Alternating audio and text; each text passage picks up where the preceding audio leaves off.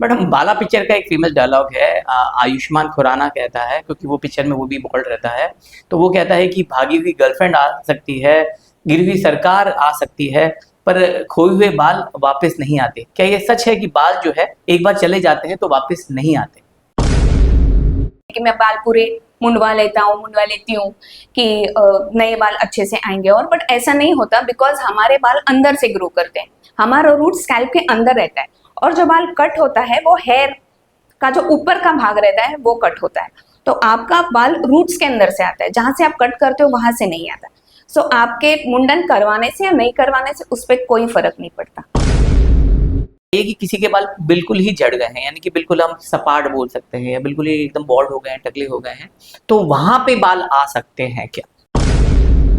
ऐसे माना जाता है। हमारे बचपन में दादा दादी नाना नानी हमेशा यही बोलते थे कि भाई तेल लगाओ तेल लगाओ। बचपन से अगर हम लोग तेल लगाते हैं, भले वो कोकोनट तेल लगाते हैं या और कोई तेल लगाते हैं, उससे आपकी बालों की ग्रोथ जो है वो अच्छी रहती है और लॉन्ग टर्म तक रहेगी। क्या ये सही है? तो डाई के बदले बहुत सारे लोग जो है वो मेहंदी लगाते हैं। कहा जाता है कि भाई मेहंदी जो है वो नेचुरली उसका कलर भी आ जाता है, दूसरा ये भी है कि वो बाल झड़ने से भी रोकता है। क्या ये सही है?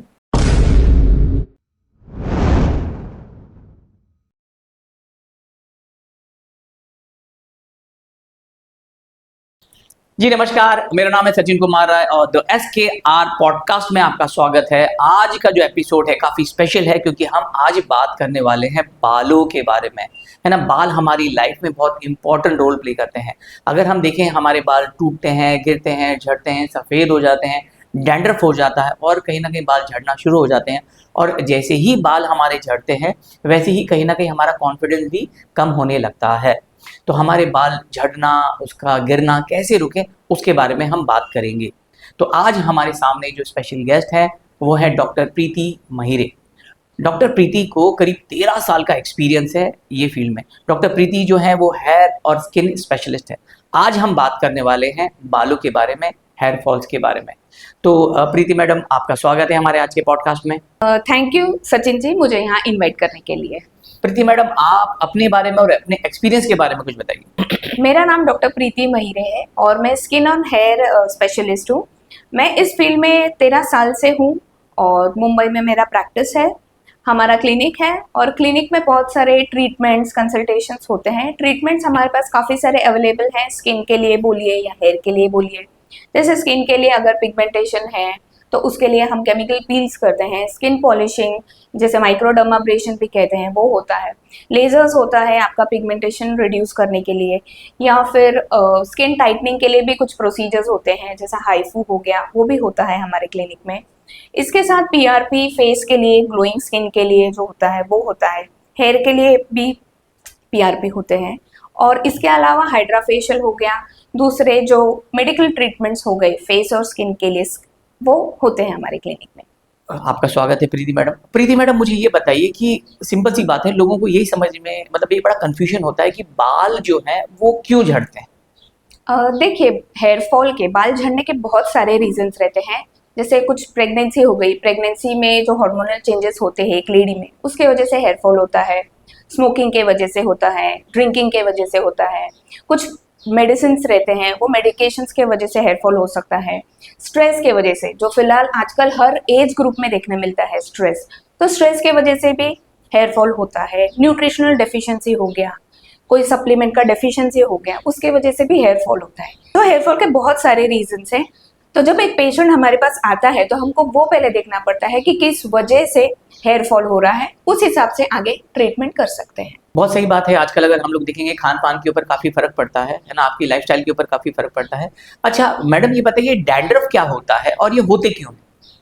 डैंड्रफ बेसिकली फंगस रहता है। फंगस जो हमारे बालों में, स्कैल्प में ऑलरेडी नेचुरल प्रेजेंट रहते हैं, पर वो ज़्यादा बढ़ जाने की वजह से डैंड्रफ के इश्यूज होते हैं। वो एक सेबोरिक डर्मेटाइटिस नाम की एक स्कैल्प की बीमारी जैसी भी रहती है, जो बहुत कॉमन है। ये बहुत ज़्यादा मुश्किल वाला बात नहीं है, बहुत से लोगों को होता है।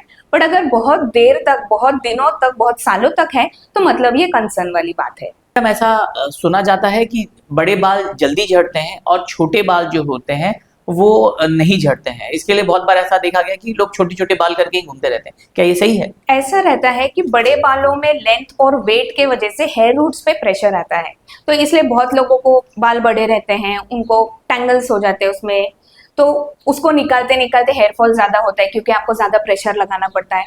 छोटे बाल ज्यादा मैनेजेबल रहते हैं, उनको ज्यादा आपको बहुत कुछ करना नहीं पड़ता, वो फटाक से मैनेज हो जाते हैं। तो कुछ लोग सोचते हैं ऐसा, और थोड़ा बहुत कहीं ना कहीं एज आई सेड वेट जो है उसके वजह से भी लोग कराते रहेंगे ऐसे, जैसे आप बोल रहे थे।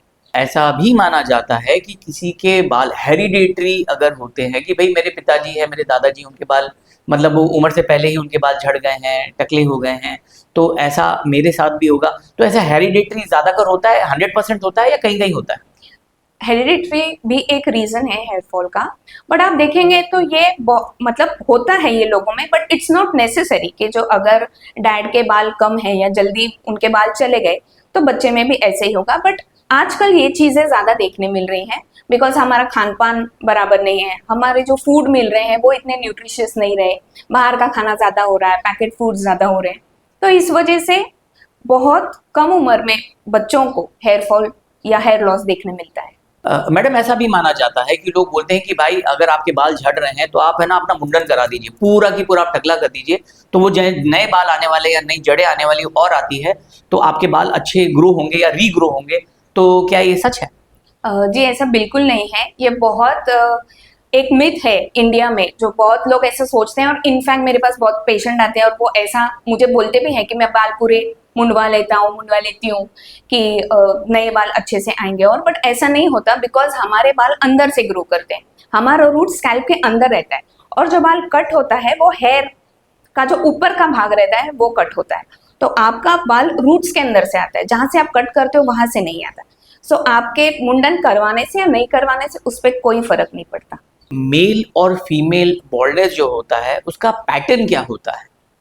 जनरली मेल में पैटर्न ज्यादा देखने मिलता है, फीमेल पैटर्न हेयर लॉस होता है बट ये बहुत फीमेल्स में नहीं देखा जाता, फीमेल्स में जनरली जनरलाइज्ड हेयर फॉल रहता है, और अगर फीमेल में पैटर्न देखा जाता है तो फिर जनरली ये एरिया से होता है।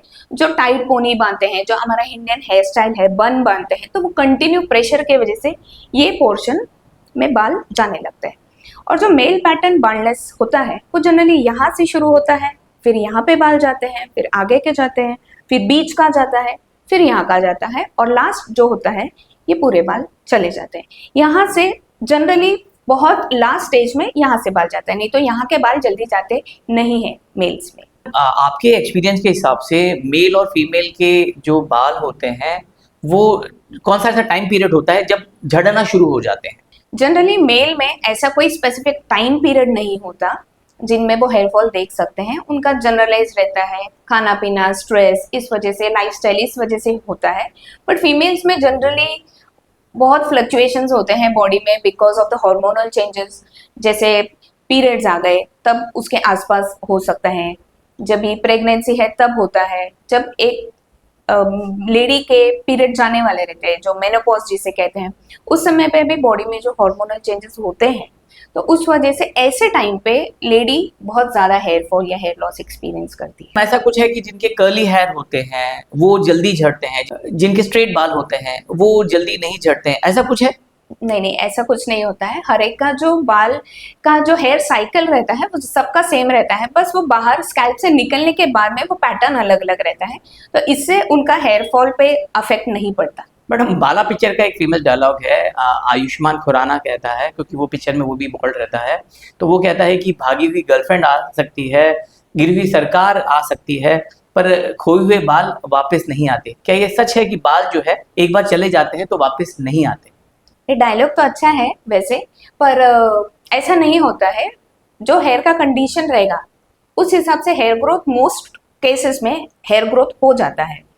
अगर किसी के हेयर रूट्स ही नहीं है तो फिर थोड़ा सा ग्रोथ में इश्यू हो सकता है, बट जनरली ऐसा नहीं होता, गिरे हुए बाल भी वापस आते हैं। बहुत अच्छी बात कही मैडम आपने कि बाल रीग्रो हो सकते हैं। अब मुझे बताइए कि किसी के बाल बिल्कुल ही झड़ गए हैं, यानी कि बिल्कुल हम सपाट बोल सकते हैं, या बिल्कुल ही एकदम बॉल्ड हो गए हैं, टकले हो गए हैं, तो वहां पे बाल आ सकते हैं क्या? आ सकते हैं, बट हमको सब चीज़ें देखनी पड़ती हैं। पेशेंट का हिस्ट्री ऐसे केस में बहुत इंपॉर्टेंट होता है।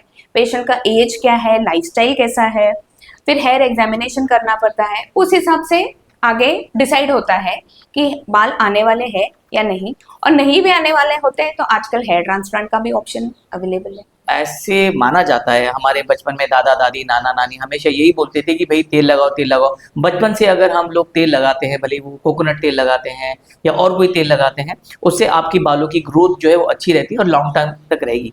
क्या ये सही है? हेयर ऑयलिंग करना ये इंडिया में बहुत पुरानी प्रथा है जो बहुत सालों से चली आ रही है, तो इसलिए ये फॉलो हो रहा है। बट एज इन इसका कोई साइंटिफिक एविडेंस नहीं है कि तेल लगाने से बाल ग्रो होता है। अब जैसे फॉरेन कंट्रीज में ले लीजिए, वहां तो कोई तेल नहीं लगाता तो भी उनके बाल इतने अच्छे रहते हैं। पर कुछ तेल हैं जिनको लगाने से आपको हेयर ग्रोथ थोड़ा सा दिख सकता है, बट नॉट सिर्फ ऑयलिंग करने से। उसके साथ बहुत सारी चीजें, आपका खाना पीना, सप्लीमेंट्स, ये सब मैटर करता है। आजकल लोगों के बाल उम्र से पहले ही सफ़ेद हो जाते हैं, तो जो हेयर डाई करते हैं यानी कि बालों को काला करते हैं या ब्राउन करते हैं, तो उससे क्या बाल झड़ते हैं? हेयर डाई में बहुत सारे हार्मफुल केमिकल्स रहते हैं जिससे हेयर का जो स्ट्रक्चर रहता है वो डैमेज होता है। और हेयर डाई लोग इसलिए करते हैं कि जो वाइट बाल है वो कवर हो जाए, पर इससे और ज़्यादा आप जो नेचुरल आपके बाल हैं वो भी डैमेज हो जाते हैं उससे। तो इसीलिए हेयर डाई डैमेज तो करता ही है आपके बालों को, तो वो जितना हो सके अवॉइड कीजिए, क्योंकि उसमें अमोनिया, पीपीडी, पीपीटी रहता है। ये सब चीज़ें बालों के लिए अच्छी नहीं रहती, और यही चीज़ें हैं जो आपके बालों को हेयर फॉल दे सकते हैं या फिर आपका हेयर स्ट्रक्चर खराब कर सकते हैं, और दूसरे भी बाल और ज़्यादा जल्दी वाइट होने लगते हैं। बिल्कुल सही कहा आपने कि डाई जो है वो बहुत हार्मफुल होता है। तो डाई के बदले बहुत सारे लोग जो है वो मेहंदी लगाते हैं। कहा जाता है कि भाई मेहंदी जो है वो नेचुरली उसका कलर भी आ जाता है, दूसरा ये भी है कि वो बाल झड़ने से भी रोकता है। क्या ये सही है? मेहंदी डेफिनेटली डाई से बेटर ऑप्शन है, पर आजकल मार्केट में जो मेहंदी अवेलेबल है, आप देखेंगे ब्लैक मेहंदी, ब्लैक मेहंदी नहीं रहता। मेहंदी का कलर बेसिकली रेड रहता है, वो भी अगर आप रॉ यूज करें तो। अब उसमें भी अगर केमिकल रहेगा तो फिर डाई लगाने में और इसमें कोई फर्क नहीं है, दोनों एक ही जैसा काम करते हैं। बहुत से मेरे पास पेशेंट्स आते हैं, वो बोलते हैं मैंने मेहंदी लगाया हुआ है पर बाल काले दिखते हैं। इसका मतलब वो उन्होंने केमिकल वाला ही मेहंदी लगाया हुआ है, वो सिर्फ नाम के लिए उसमें मेहंदी रहती है, उसमें मोस्टली तो सब केमिकल्स ही रहते हैं जो बालों को आपको इनडायरेक्टली डैमेज कर ही रहे हैं। तो आपको अगर लगाना है तो आप रॉ मेहंदी आप यूज कर सकते हो, बट सिर्फ मेहंदी लगाने से आपका हेयर फॉल या ये सब नहीं रुकता है। और अगर आपको डाई या मेहंदी कुछ लगानी ही है, तो अगर आप मार्केट से कुछ ले रहे हैं तो अमोनिया, पीपीडी, पीपीटी फ्री ऐसे कुछ प्रोडक्ट्स अवेलेबल हैं जो थोड़े कॉस्टली जाते हैं, पर वो ज़्यादा सेफ हैं आपके बालों के लिए। मैडम बहुत बार ऐसा हो जाता है जो फीमेल होते हैं, औरतें होते हैं, है ना, उन लोग अपने बालों की स्टाइलिंग करते हैं, कर्लिंग करते हैं। क्या वो बालों को हार्मफुल रहते हैं? जी बिल्कुल रहता है, क्योंकि आजकल देखेंगे तो most of the girls, ladies, ये बहुत इजीली घर में भी आपको आयरन्स मिल जाते हैं, flat irons, curling, styling tools मिल जाते हैं। बट क्या होता है जब हम डायरेक्टली बालों पे करते हैं, वो यूज़ करते हैं टूल्स, तो हमारा हेयर स्ट्रक्चर डैमेज हो जाता है और उससे hair fall, frizzy hair, dry hair, ये सब इश्यूज ज़्यादा फेस करते हैं लोग। तो जितना हो सके इसे अवॉइड करना ही बेटर रहता है। और अगर बहुत ज़रूरी है, आपको कहीं फंक्शन में जाना है, आपको करना ही है, तो आप हीट प्रोटेक्टेंट स्प्रेज आते हैं जो मार्केट में अवेलेबल हैं, आप वो स्प्रे करके फिर आप वो स्टाइलिंग टूल्स यूज़ कर सकते हैं। और हो सके तो जितना कम हीट पे रखेंगे उतना ज़्यादा अच्छा है। बिल्कुल सही बात है मैडम। ये भी हमने देखा गया है कि लोगों के पास समय की बहुत कमी होती है, जॉब पे जाना पड़ता है, बाल गीले होते हैं, वो सुखाने के लिए वो ड्रायर का इस्तेमाल करते हैं। तो ये ड्रायर का इस्तेमाल सही है? ड्रायर बेसिकली इस्तेमाल नहीं करना चाहिए, आप जितना हो सके उसे अवॉइड कीजिए, क्योंकि ड्रायर से जो गर्म हवा आती है, वो गर्म हवा हमारे हेयर रूट्स को डैमेज करती है, और वो डैमेज होने की वजह से ऐसे केसेस में हेयर फॉल ज़्यादा देखने मिलता है। तो ड्रायर हो सके तो जितना, अगर यूज़ ही करना हो, बहुत ज़्यादा इमरजेंसी हो, तो आप जितना लो सेटिंग पे करेंगे उतना अच्छा रहेगा। बट हो सके तो अवॉइड करना ही बेटर रहता है। आप हेयर को नेचुरली एयर ड्राई होने देना ही बेटर रहता है। शैम्पू जो होता है, हमने सुना है कि भाई शैम्पू लगाइए, और हम लोग एडवर्टीजमेंट में भी देखते हैं कि भाई शैम्पू अगर आप लगाते हैं तो शैम्पू जो है वो आपके हेयर फॉल रुकाता है, डैंड्रफ जो है वो कहीं ना कहीं दूर करता है। तो शैम्पू बालों के लिए अच्छा होता है क्या? शैम्पू बालों के लिए अच्छा रहता है, क्योंकि बहुत से मेरे पास कुछ पेशेंट्स आते हैं, वो बोलते हैं कि मैं सोप यूज करता हूँ, शैम्पू नहीं। मोस्ट ऑफ द मेल में ये देखा जाता है कि वो सोप यूज करते हैं रादर देन शैम्पूज, बट ऐसा नहीं करना चाहिए, क्योंकि सोप बना है आपके बॉडी के लिए और स्कैल्प के लिए शैम्पूज डिजाइन किया हुआ है। अब शैम्पू से हेयर फॉल होता या रुकता नहीं है, शैम्पू का काम होता है सिर्फ बाल क्लीन करना। हाँ, अगर शैम्पूज में ज्यादा सल्फेट्स या पैराबेन्स रहते हैं, उससे आपके बाल डैमेज हो सकते हैं, बट ये चांस बहुत कम रहता है क्योंकि हर एक का हेयर टाइप भी अलग रहता है। सो शैम्पूज ही यूज करना चाहिए बाल धोने के लिए। बहुत सही कहा मैडम आपने कि शैम्पू लगाना चाहिए, क्योंकि उससे बाल जो है वो क्लीन होते हैं। रीग्रो से या ग्रोथ से उसका कोई लेना देना नहीं है। पर अगर हमें शैम्पू लगाना है तो हफ्ते में कितने बार लगाना चाहिए? शैम्पू आपको जैसा नीड है उस हिसाब से आपको शैम्पू यूज करना चाहिए। जैसे आपका बाहर रोज बहुत ज्यादा आना जाना है, धूल मिट्टी में, आप बाइक पे ट्रैवल कर रहे हो, तो ऐसे केसेस में सजेस्टेड है कि आप रोज बाल धोए। किसी किसी का स्कैल्प ऑयली रहता है, बाल ऑयली रहता है, तो ऐसे केसेस में रोज बाल धोएंगे तो भी कुछ फर्क नहीं पड़ता। जिनका ड्राई है, जिनका ज्यादा इंडोर्स ही काम है, वो 2-3 दिन में एक बार धोते हैं तो भी चलेगा। तो रोज भी बाल धोएंगे तो भी चलेगा, या आपको हफ्ते में 2-3 बार भी चलता है। आपका जैसा नीड है उस हिसाब से आपको शैम्पू यूज करना चाहिए। मैडम हम लोगों ने बचपन से ही बस शैम्पू के बारे में सुना था कि भाई शैम्पू जो होता है वो आपको बालों की सफाई के लिए होता है, ग्रोथ के लिए होता है। जो आपने बता दिया वो मिथ है। कंडीशनर जो है वो नया ट्रेंड चालू हुआ कि भाई शैम्पू के साथ में कंडीशनर भी चाहिए। तो ये कंडीशनर क्या होता है और जरूरी है कंडीशन करने के लिए? शैम्पू के बाद कंडीशनर बेसिकली जरूरी होता ही है, क्योंकि शैम्पू का काम होता है बाल क्लीन करना। अब उसको प्रोटेक्ट करने के लिए, हमारे सन रेज से, पोल्यूशन से, डर्ट से, इन सब से प्रोटेक्ट करने के लिए कंडीशनर एक काइंड ऑफ शील्ड बना देता है, जिससे हमारे हेयर प्रोटेक्टेड रहते हैं, बालों का टेक्सचर इंप्रूव होता है, शाइनी दिखते हैं, बाल बहुत ज्यादा मैनेजेबल हो जाते हैं। तो स्पेशली जिनके ड्राई, फ्रीजी, कर्ली हेयर है, उनको तो कंडीशनर यूज करना ही चाहिए। ऐसा भी माना जाता है कि जो बोरिंग का पानी होता है और मीठा पानी जो हम पीते हैं, बोरिंग का पानी जो अंडरग्राउंड होता है, उससे ज्यादा बाल झड़ते हैं। तो क्या ये सही कि बोरिंग के पानी अगर हम लोग इस्तेमाल करते हैं वो उससे बाल झड़ने के चांसेस ज्यादा बढ़ जाते हैं? जी, बढ़ जाते हैं। क्लोरीनेटेड वाटर रहता है वो, और क्लोरीन की वजह से हमारे हेयर रूट्स भी डैमेज होते हैं। इस वजह से हेयर फॉल देखने मिलता है, बाल बहुत ड्राई होते हैं, फ्रीजी होते हैं, बहुत रूखे रूखे लगते हैं अपने बाल। तो इसीलिए बोरिंग का पानी हो सके तो नहीं इस्तेमाल कीजिए, जो पीने वाला पानी रहता है उसे ही इस्तेमाल कीजिए। अब एक ऐसा है कि कुछ लोग बोलेंगे कि हमारे यहाँ तो बचपन से ही बोरिंग का ही पानी है। तो ऐसे स्टेट्स में, ऐसी जगहों पे जहाँ पे आप पले बड़े हो, तो आपका बॉडी ऑलरेडी यूज टू है उन चीज़ों के लिए, तो वो आपके लिए दिक्कत वाली बात नहीं है। पर एक बंदा जो अगर मीठा पानी जो अगर यूज कर रहा है बाल धोने के लिए, वो कोई दूसरे स्टेट में जाता है और वहां पे वो बोरिंग का पानी यूज कर रहा है, तो उसे जरूर हेयर फॉल होगा। प्रीति मैडम, हमारी जो ऑडियंस है, जो देखने वाले हैं, उनको आप क्या सोल्यूशन बताएंगे हेयर फॉल से रिलेटेड? अगर आप हेयर फॉल एक्सपीरियंस कर रहे हैं तो आप अच्छा शैम्पू में इन्वेस्ट कीजिए जो ज़्यादा केमिकल वाला नहीं हो। माइल्ड शैम्पूज यूज़ कीजिए, कंडीशनर्स यूज़ कीजिए। आप अपना लाइफस्टाइल चेंज कीजिए, टाइम पे सोना, टाइम पे खाना, ये सब बहुत इंपॉर्टेंट है। आप अपने खाने पीने पे ध्यान दीजिए, हेल्दी बैलेंस डाइट खाइए जिसमें विटामिन ए, सी, ई ये सब ज़्यादा मात्रा में हो, विटामिन डी, ई ये सब चीज़ों का आप सेवन ज़्यादा कीजिए। और प्रोटीन्स ये बालों के लिए बहुत ज़्यादा इंपॉर्टेंट होता है, तो आप कुछ चीज़ें जो अपने डाइट में इंक्लूड कर सकते हैं, लाइक आलमंड्स हो गया, ग्रीन लीफी वेजिटेबल्स हो गए, पालक वाली सब्जी हो गई, मेथी, नट्स हो गए, सीड्स हो गए, जो बादाम, ये सब आप खा सकते हो। पीनट्स ये अच्छे रहते हैं, कैरेट्स अच्छे रहते हैं बालों के लिए, vitamin C, citrus fruits, oranges ये सब अच्छा रहता है। अगर आप नॉनवेज खाते हो तो एग एक अच्छा सोर्स है आपके हेयर के लिए, फिश भी अच्छा है आपके बालों के लिए। तो ये सब आप खाने में इंक्लूड कीजिए, जूस लीजिए, ये आपके लिए अच्छा रहता है। अब अपना स्लीप, टाइम पे सोइए, टाइम पे उठिए। स्ट्रेस मैनेजमेंट भी बहुत ज़्यादा इम्पोर्टेंट है। अभी स्ट्रेस, कुछ कुछ पेशेंट्स बोलते हैं हमको स्ट्रेस नहीं है, but somewhere back of the mind, subconscious mind में स्ट्रेस रहता ही है, काम का हो, घर का हो, तो उसको भी थोड़ा मैनेज करना इम्पोर्टेंट रहता है। बहुत अच्छी बात कही है आपने। हेयर फॉल से रिलेटेड आपने अच्छा सोल्यूशन बताया है। अगर डैंड्रफ होता है तो उसका सोल्यूशन आप बता सकते हैं? डैंड्रफ में मैंने बहुत देखा है कि बहुत से पेशेंट्स ऐसे हैं ना जो हफ्ते में एक ही बार बाल धोते हैं, तो ये गलत बात है। जैसे हम रोज स्नान करते हैं वैसे बालों को भी धोना उतना ही इम्पोर्टेंट रहता है, क्योंकि बहुत ज़्यादा डर्ट और डस्ट पाइल अप होने से भी डैंड्रफ के इश्यूज बढ़ते हैं। तो आप अपना डैंड्रफ के हिसाब से आप हफ्ते में 2 बार 3 बार या अगर ज़रूरत है तो रोज़ हेयर वॉश कीजिए। आप ऐसे शैम्पूज़ यूज़ कीजिए जिसमें कीटोकोनाज़ोल हो, ललिकानाज़ोल हो, जिंक पायरिथियोन, ये कंटेंट्स वाले आप शैम्पूज़ लीजिए, जिससे आपके डैंड्रफ कंट्रोल होने में हेल्प होगी।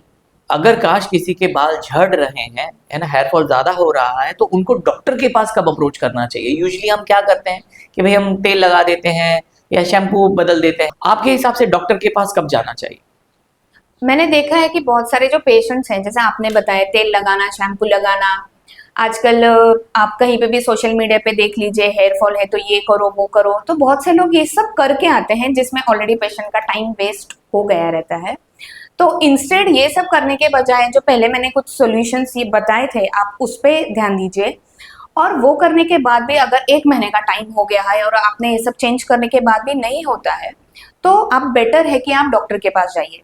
डॉक्टर आपका हिस्ट्री लेगा, हिस्ट्री में आपका लाइफस्टाइल, आपका काम कैसा है, आपको किस चीज़ की वजह से हो रहा है, न्यूट्रिशनल है या आप कुछ मेडिकेशंस पे हैं, वो सब हिस्ट्री लेने के बाद में, आपका हेयर एग्जामिनेशन के बाद में कितना, एक तो हेयर फॉल का जब आप ट्रीटमेंट भी लेते हो तो हेयर बेसिकली 1 सेंटीमीटर ग्रो होता है इन 28 डेज। तो हेयर ग्रोथ होने को टाइम लगता है, तो ये सब चीज़ों को टाइम लगता है, ये चुटकी वाला काम बिल्कुल भी नहीं है। तो ऐसे टाइम पे आप जब डॉक्टर के पास आते हो तो फिर हेयर सप्लीमेंट्स रहते हैं, हेयर सॉल्यूशंस रहते हैं, तो वो सब हम देते हैं। उसके अलावा पीआरपी ट्रीटमेंट रहता है, जो प्लेटलेट रिच प्लाज्मा बोलते हैं, वो ट्रीटमेंट रहता है हेयर फॉल के लिए, हेयर लॉस के लिए, बार्नलेस के लिए भी ये करते हैं। तो ऐसे और कुछ ट्रीटमेंट ऑप्शंस भी अवेलेबल हैं, जो अगर पेशेंट इसको नहीं रिस्पॉन्ड कराए तो हमारे पास ये सब टेक्नोलॉजीज भी हैं। प्रीति मैडम, आपसे बात करके बहुत अच्छा लगा। आपने बहुत सारी इन्फॉर्मेशन दी है। समय की लिमिटेशन है, नहीं तो आपसे और सवाल पूछना था।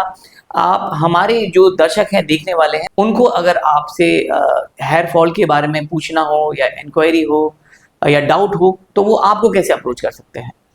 जी, हमारा ऑनलाइन कंसल्टेशन भी अवेलेबल है। व्हाट्सएप नंबर है, आप व्हाट्सएप पे भी कंसल्टेशन कर सकते हैं। लिंक में डिस्क्रिप्शन में मेरा नंबर आपको मिल जाएगा। इसके अलावा सोशल मीडिया हैंडल्स भी हैं, मेरे यूट्यूब चैनल है जिसमें मैं वीडियोस पोस्ट करती रहती हूँ हेयर फॉल और स्किन के बारे में, जो आपको डे टू डे लाइफ में आपको क्या करना चाहिए, नहीं करना चाहिए, मार्केट में क्या नया आया है, क्या ट्रेंड चल रहा है, तो इस बारे में मैं काफ़ी पोस्ट करती रहती हूँ। तो यूट्यूब पे मेरा जो चैनल है उसका नाम है डॉक्टर प्रीति स्किन केयर व्लॉग्स। फेसबुक पे भी है स्किन शाइन स्किन क्लिनिक, और इंस्टा पे हमारा हैंडल का नाम है स्किन शाइन अंडरस्कोर डॉक्टर प्रीति। तो ये हमारे सोशल मीडिया हैंडल्स हैं, और लिंक में भी आपको ये सब डिस्क्रिप्शन में आपको डिटेल्स और मिल जाएगा। तो अगर आपको कनेक्ट होना है या फिर आपके कुछ सवाल हैं तो आप पूछ सकते हैं। तो प्रीति मैडम, आप आए, आपने अपना समय दिया, इतनी सारी इन्फॉर्मेशन आपने बालों के बारे में दी है जो हम बोल सकते हैं कि आई ओपनिंग है। आप यहाँ पे आए, आपने अपना टाइम दिया, इसके लिए धन्यवाद। थैंक यू सो मच मुझे यहाँ बुलाने के लिए, और मुझे बहुत अच्छा लगा यहाँ पे जो आप कॉमन लोगों को जो क्वेश्चंस रहते हैं, जो सोचते हैं, और उनका माइंड क्लियर करने में आप जो हेल्प कर रहे हैं, और मैंने भी थोड़ा सा एक योगदान दिया है, उसके लिए थैंक यू।